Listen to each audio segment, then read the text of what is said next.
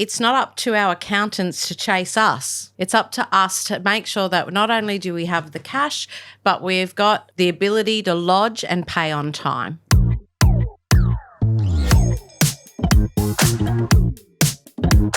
Let's start with a disclaimer on this, right? Yes. What we're going to talk about today is just some strategies and ideas to be prepared for your tax. For all specific advice, reach out to your registered tax agent, your accountant, for anything specific to your business. Yeah. Alrighty? I know when I had my business, I was always scared of the thought of paying tax.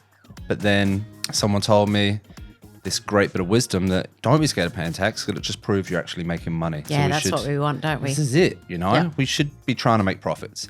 And Yeah. if you're making profits, you should be paying tax. But as a whole in the country and small businesses within Australia, you know, how do we do with paying tax? Yeah. Are we good at it? Are we not so good at it? I think the important thing to know is the ATO recognises that most small businesses are out there doing the right thing, or at least trying to do the right thing. There's heaps of resources out there, and there's lots of support, like your registered tax agent, that can help you understand. We need to know as small business owners that it's on us.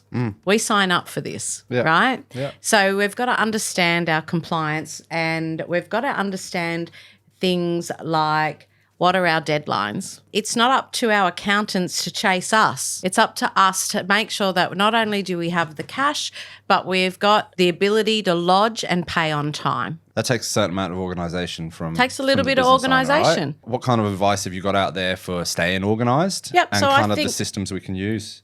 I think there's three things, well, there's lots of different things you can do, but three very simple things that people can do today in their businesses. They are good record keeping. Yeah, we want to be able to substantiate our claim. We want to be able to understand what our claim is. That's going to help our agents give us the best advice around it. Then we want good systems to be able to support those record keeping. Yeah. And then we want to get timely advice. Yeah. You and I maybe are going to talk about that wonderful date in the year, the 30 June. If you're waiting until after 30 June to get tax advice on the previous year, most ships have sailed that port. Yeah, you're too late. Too late. Yeah. So, you know, you engage your tax agent to have a tax planning session. Yeah.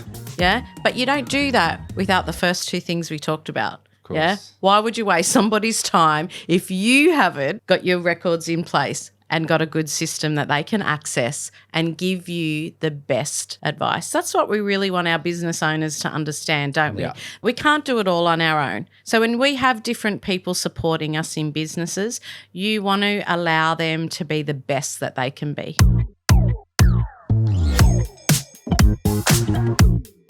I'm going to read out some names, some famous musicians over the years. Okay. And I want you to tell me who you think was the highest tax evader.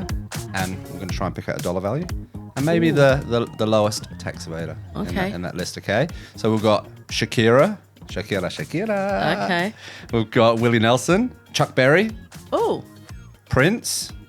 Oh. I'm saddened that Prince is actually on there. Ozzy Osbourne. Not really Okay. a surprise for me, but Lil Wayne. You know who Lil Wayne is? Yeah. Okay, Thanks, good. Dave. Yeah, I do know And who Little Wayne is. Dionne Warwick. No. Yeah. So out of those, who do you think was the biggest tax evader?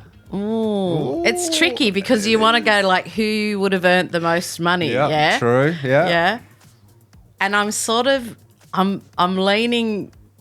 Oh, it's hard. It's a surprise. It's I sort of want to say Shakira. oh. Yeah. Okay. Not bad guess. Not bad, but not right. No, not right.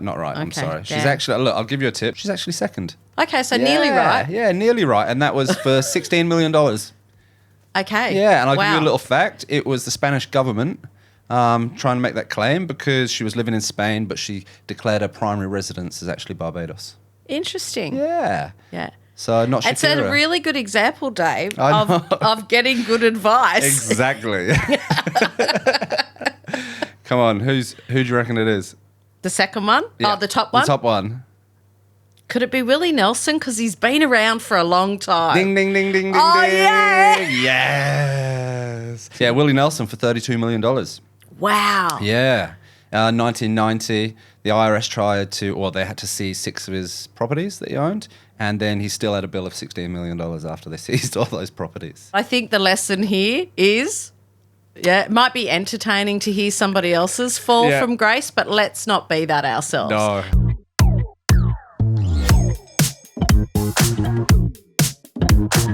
Most of this advice is coming straight from the ATO, but what the industry see in general, people leaving out income, omitting income, right? Some people do cash or whatever.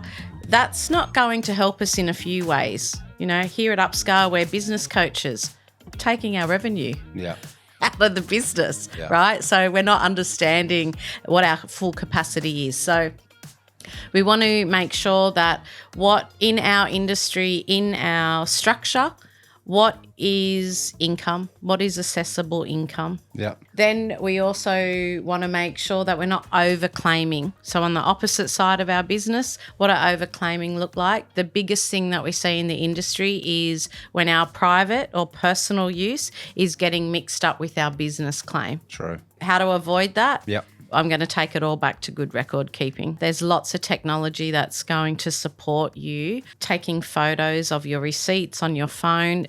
That's too easy. The technology nowadays with AI, we was looking at a piece of software the other day, this Birdie software where it's got like an intelligent conversion tool in there, and any invoice that can kind of get sent through, the AI can automatically read it and upload it into your Xero for you. Yep. Without you having to do any manual I would data even entry. go so far as programs like you mentioned, Xero and MyOb and QuickBooks, they have it already built in their system. They're data capturing already, right? And they often work with a receipt capture app that's going to support that platform. Use it. If you're not, get some advice and get it implemented. There's nothing easier. You put an app on your phone, take a photo, you go. Yep. The other things that I see our clients doing is setting up automation straight out of their email program.